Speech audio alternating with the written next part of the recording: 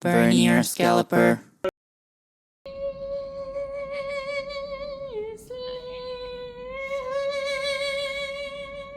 He's leaving home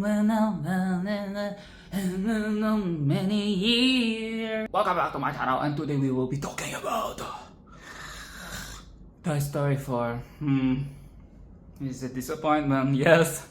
I mean, are we surprised? I kind of expected that it was going to be like that. From the reviews, from what people have told me, from what I have read, and this natural conception, this natural idea that you have a trilogy, trio trifecta of wonderful films, and then they're going to make a fourth one like a few years down the road, almost a decade down the road, you're going to make a fourth one.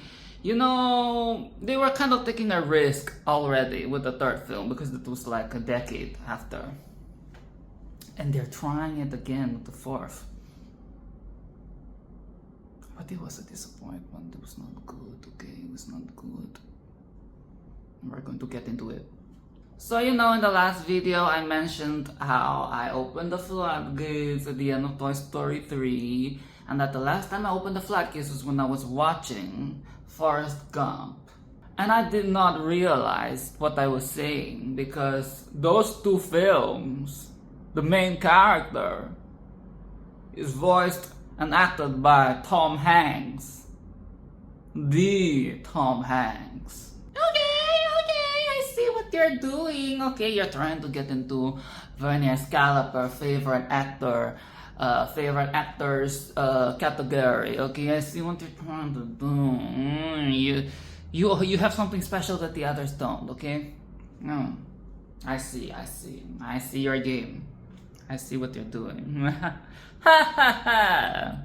Now with this fourth film, we have to talk about the animation, okay? The graphics. Because this is like what? 2019.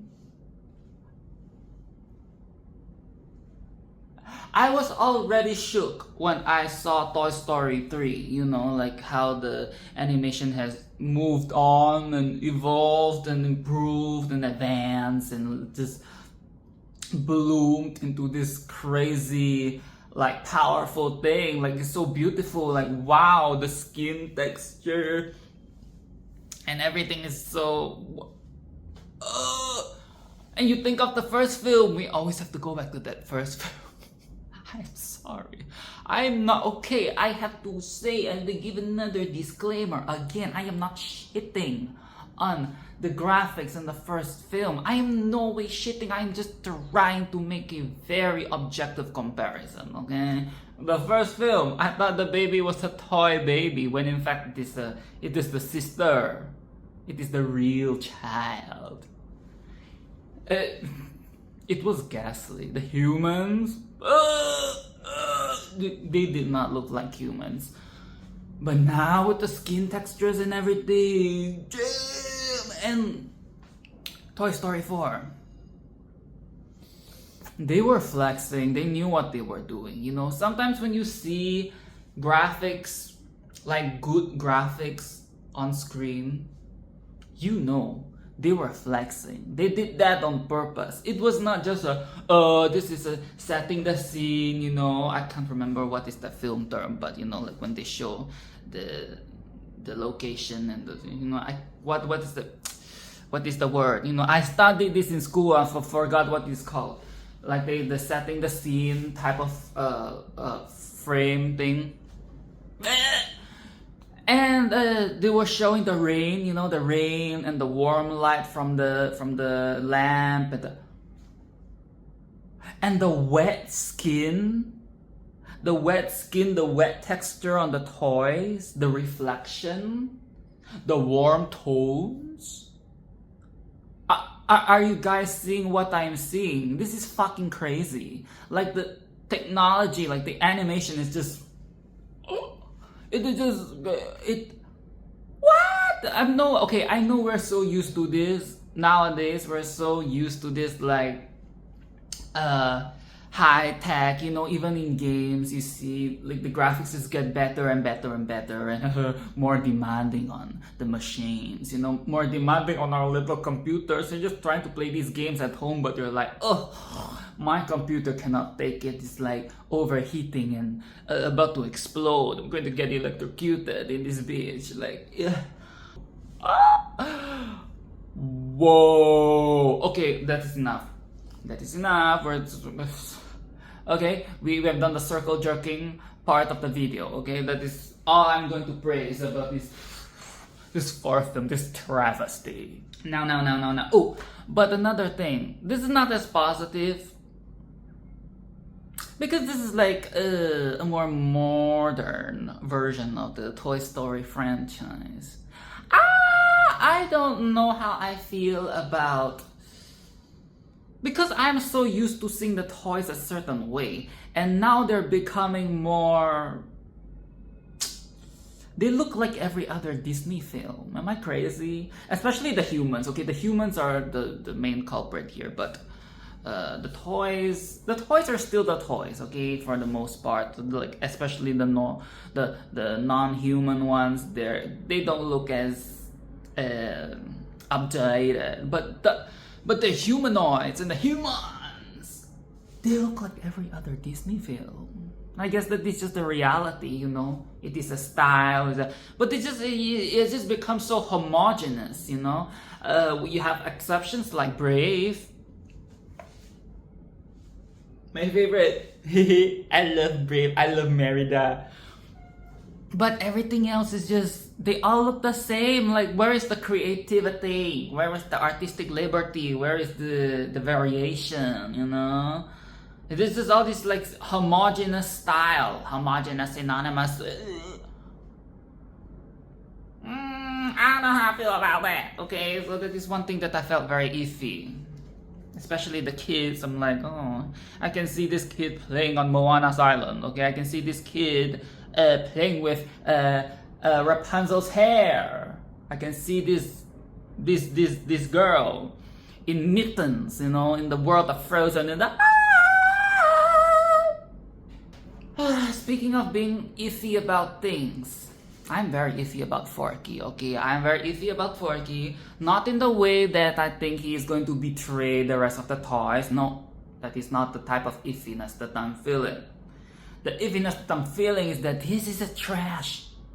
You know, this is a piece of trash. I don't fucking care, okay? You can try to dress it up in, you know, dress it up in my, you can try to dress it up in as much as your sentimentality as you want, okay? Make it romanticize Forky as much as you want, but that is a piece of trash. That is a trash. That is a trash that you will not be keeping for the rest of your life. Don't be fucking stupid. That is idealistic. That is daydreaming. That is Pisces. That is fantasy land. Okay, that is fantasy, dreamland. That is an imaginary world. That is not reality.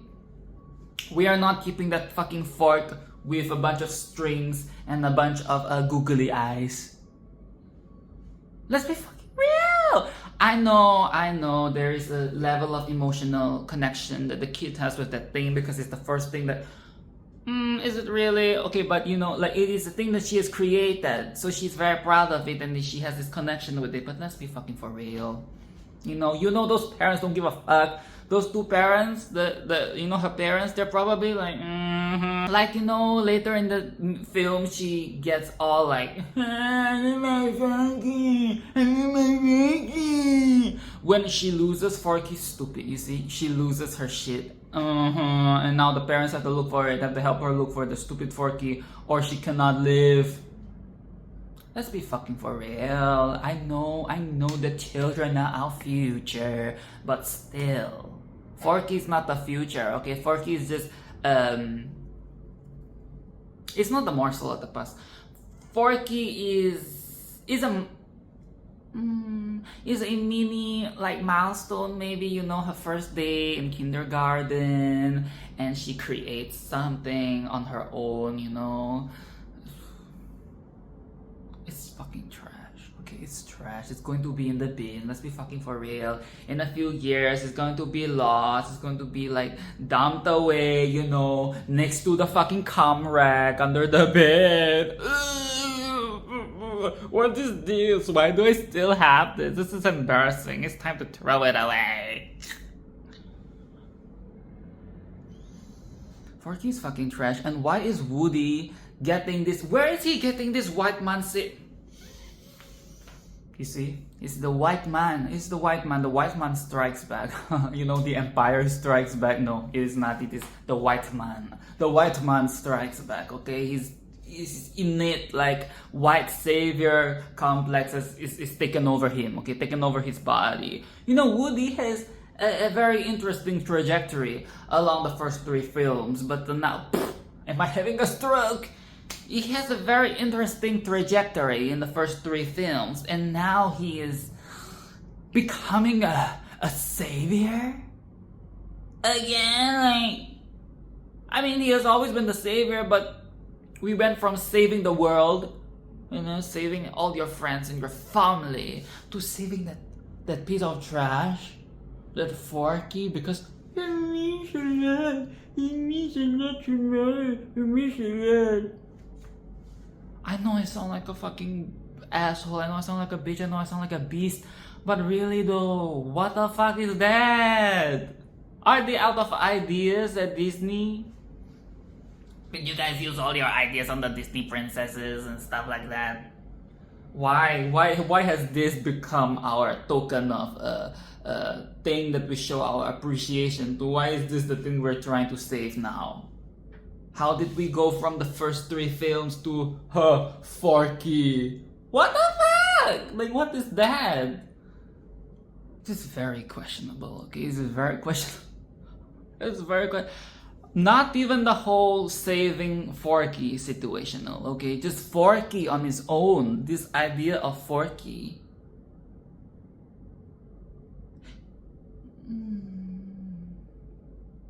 You know, I do like the idea of a kid going to, you know, the school and creating something and then having an attachment.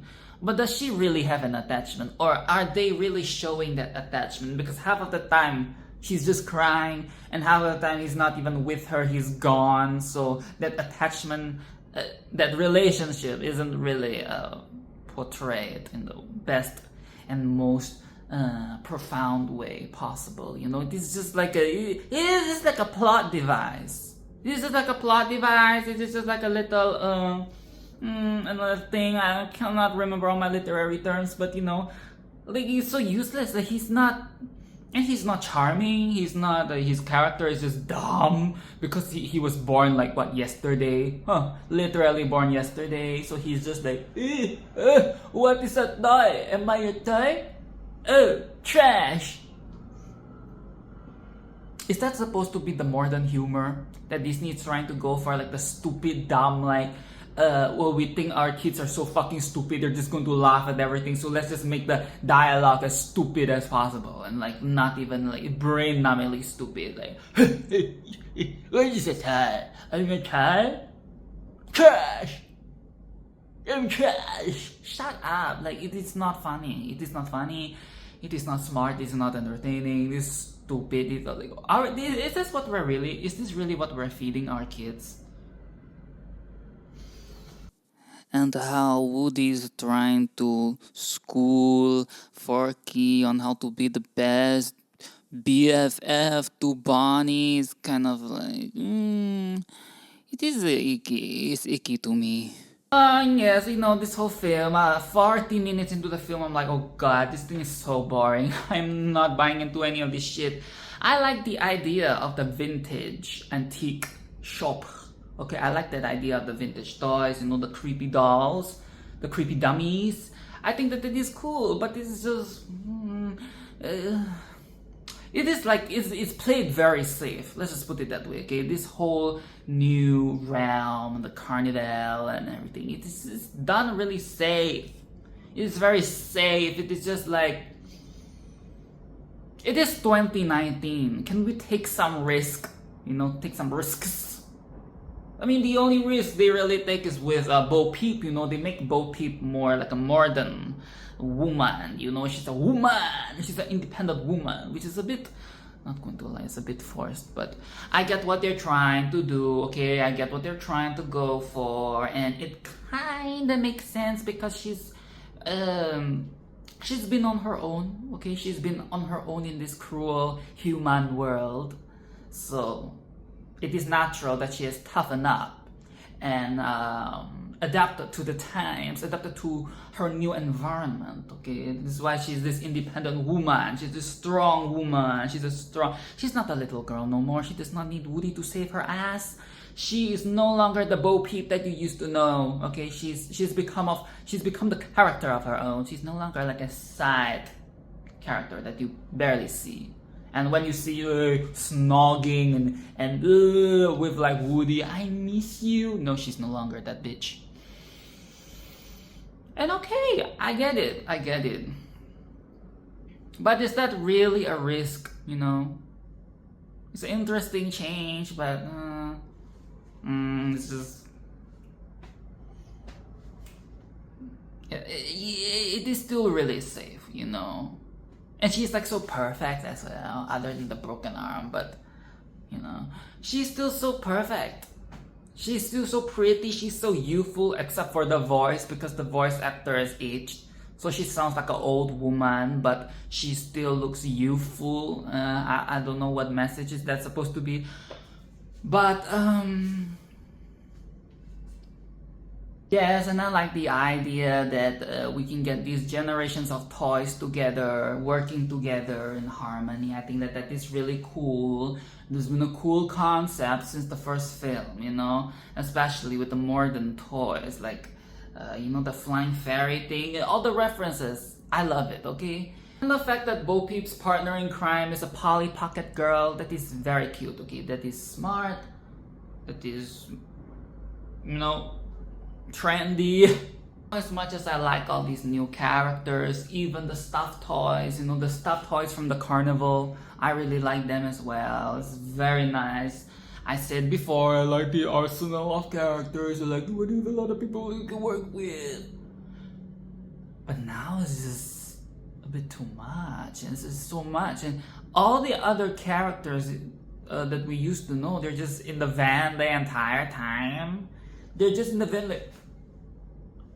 They're barely utilized, they're barely mobilized, they're always in the car because they can't leave, and they barely have screen time. They barely have lines. They're always sharing that minuscule amount of time they have to showcase themselves in this film. And I know that this is the fourth film, so they should take a step back to let the new characters have some space. You know, we need the whole space for the new characters, but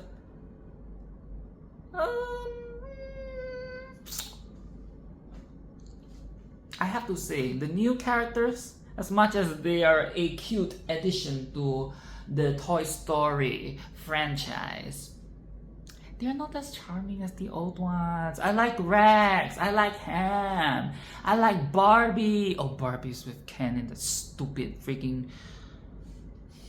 Barbie did not come along, I forgot. You know, I like my weird uncles. I like my Ham, and I like my Rex, and I like my Potato Head. I like all of those people. But we're not getting them. We're getting all these new people, this new dynamic that is not very synergy, you know, it's... Okay, but speaking of the new toys, you know, the two stuffed animals that are like interlocked together.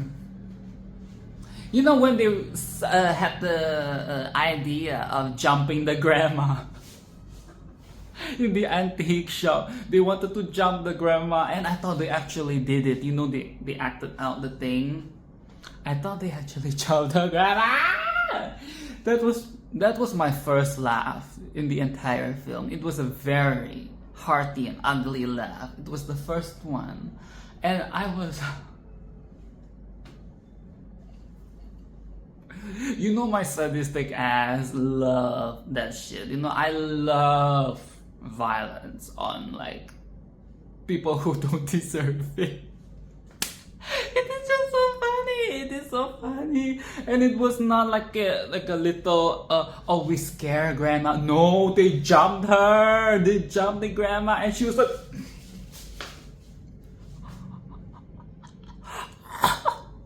no. And you know, they were like, okay, you know, that is bad. What about this one? What about this second idea? What about winner winner chicken dinner? And it's like the same thing. It's just jumping the grandma again in a different style, different position. And I laughed as hard as I did in the first one. And then they did it the third time. But the third time was different. The third time they had the build up and you know. And they show like the grandma in bed, like she's just tucking into bed like any other elderly stroke. Any other elderly woman, you know, like tucking into bed, like very like frail and feeble. And they like appear from behind. Like in like a horror movie. And the next frame is like the house. You see the house and then the scream. Ah! Where is this shit? Where is this shit? We need more of this. I mean, if we can't go the cunty route, then we should go the barbaric route. You know what I'm saying? You know what I'm saying? Like, we should fuck up the children, we should fuck up the elderly, we should do the most rotten, sadistic shit. You know what I want this film to be? I wish they took the liberty, they took the risk, and they made it like a Halloween, campy movie. Because, you know, it is like a... with like the antique shop and that horror element. And I've said it in the previous videos that the first 3 films, they had horror elements. You know, it is clearly something that they have consciously added to. Because, you know, toys, the dark side of toys is the, you know, the creepiness and the, oh, they're going to take over, they're going to kill you in your sleep, you know. And I feel like this is a perfect opportunity to fully... I think they have like a short film or shorts. And there is probably one for Halloween. But no, I want them to commit to a full film. And they can release it in the Halloween. And it would be a hit. It might be, I know Toy Story 4 has like what garnered, this is earned like $1 billion box office or something, but perhaps it would be even a bigger hit. It could even become a cult classic, a Halloween classic, in fact. Why not that? You know, a full episode of a haunted house, a haunted antique shop, and really go in with the whole dolls and haunted and the dummy, the ventriloquist dummy thing, you know. They should have gone full, and perhaps they could even have some humans that are like a little, you know, it's wasted. And we need more violence. Okay, we need more violence. That is something that the new Disney films are like, you know, trying to skirt around, giving us vanilla. When the real V we want is violence, okay? Ultra violence, not ultra vanilla. Okay, we need it. Like stuff like strangling the granny, jumping the granny. We need more of that. Because let's be fucking for real. Children are rotten, okay? You think children today are like innocent and different and progressive? Yeah, they can be progressive, but they're still kids. They're still rotten. You know, they like their Roblox and dress to impress and, you know, the skibidi toilet. They like their trashy and violent humor. Let's exploit that, you know. Kids are just going to be kids. They like, let's not try to lie to ourselves that we kids need to go, rainbow and sprinkles and good messages and blah. Yeah, yes, I know we can have wisdom and stuff, but we need the fun. Okay, we need the fun, because If you compare this film to the previous 3 films, even as a standalone film on its own, it does not hold up. It does not compare to the other 3. Even if you were to take those 3 apart and compare them individually, Toy Story 4 is an inferior. Okay, they should have went camp, horror, violence. That is what we should have done with Toy Story 4. Should probably end the video here because that is my point. I've just jumped the gun, okay? I've jumped the gun. I've gone straight to the ending of my notes. The stuffed toys, jumping the grandma. Shit. That is my highlight of the film, okay? Everything else, who the fuck cares? Nothing compares. That is the best. That is the best part of the film. You can just watch that part. Everything else is just it's so safe. It's like they're I don't fucking care about this new kid. Stupid and all of this because of a savior complex of like Forky and Woody. Oh my god. Okay, yes, we need to talk about how this film made me not like Woody. When the franchise has gone long enough that you start to not like the main character, but it's not just that, but it is like they're making us not like him. Or rather me, I don't know about you guys. Perhaps you still think that Woody is very relatable and lovable and you empathize with him, but you know we don't do empathy in this fucking house, okay? We do fucking I don't do empathy on my channel.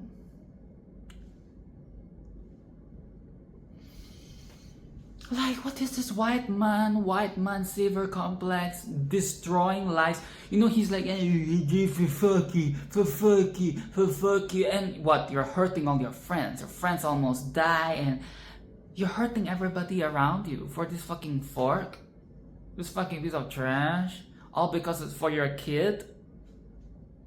And he got a red, okay? He got dragged by Bo Peepers, and no, you need the child. Okay, you're getting it twisted.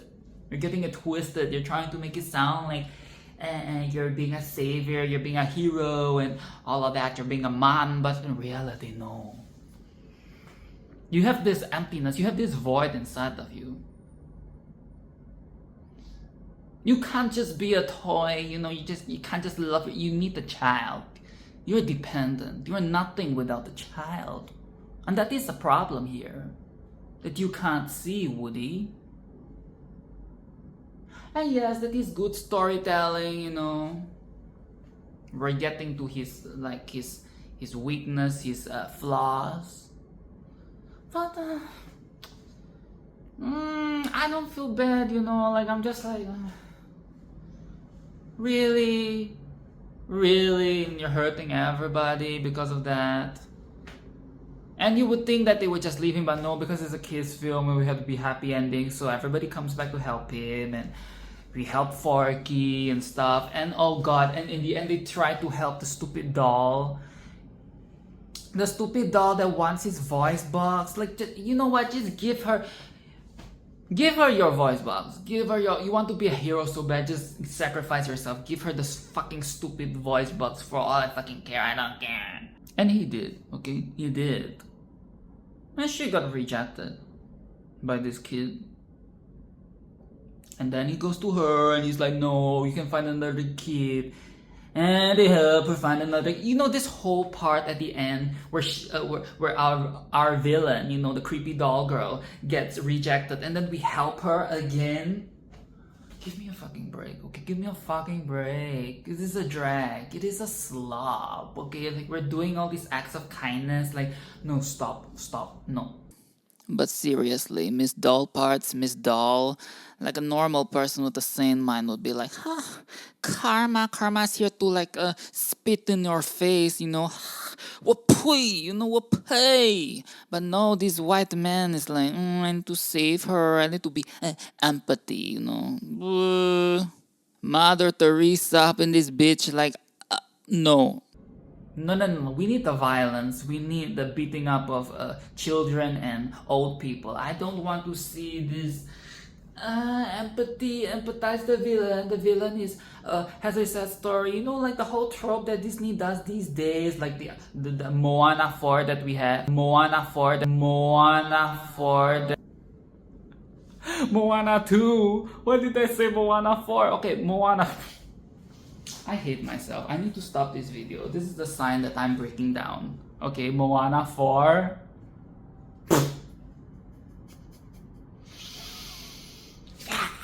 Yes, it's like Moana 2. I've not seen the film, but you know, like the discourse about how that villain, it better be a villain. We don't want another villain that is going to be, I have a sad past. I have a sad story, therefore I'm like this, and in the end I become good. No, I don't fucking care. We're not going to be, stop empathizing with all these rotten people. Like, just let them die, you know, like, not the unicorn toy getting stoked at that almost got into trouble, you know, that is totally going to jail. Stop! Like, where this is the sadistic behavior that we need. This is the rotten behavior that we need. This is the barbaric behavior that we need. Why can't we have more of this? Fuck. Let's get Dad to jail. Let's separate. Let's break up this family, and let's get what's her name, Bonnie. Let this little fall into face first into some mud, just for laughs. Okay, and the ending. The ending is bittersweet. It did not make me cry, but it is sad. Okay, it is sad in leaving.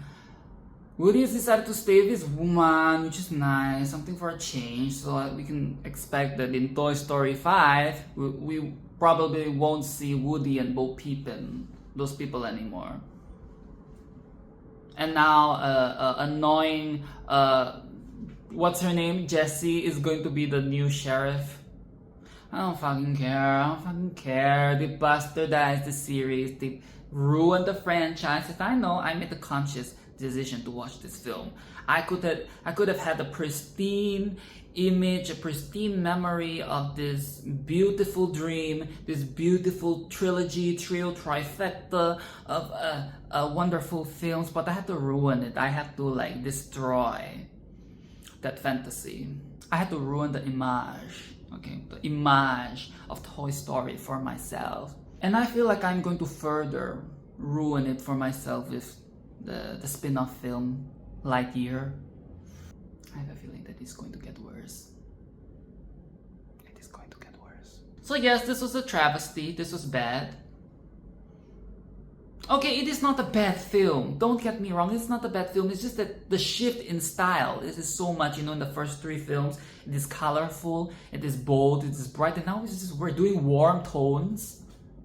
Yes, the graphics are nice, but it's like really warm tones, and like naturalistic colors, and empathy, when what we really want is the sadistic shit.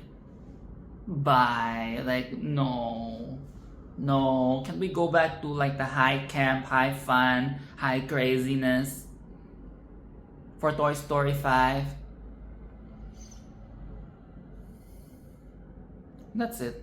Like, subscribe, and do all of that. And meet me in the next one, okay? So fucking trash. No, do not recommend. Only watch it if you want to ruin your memory of the first 3 films.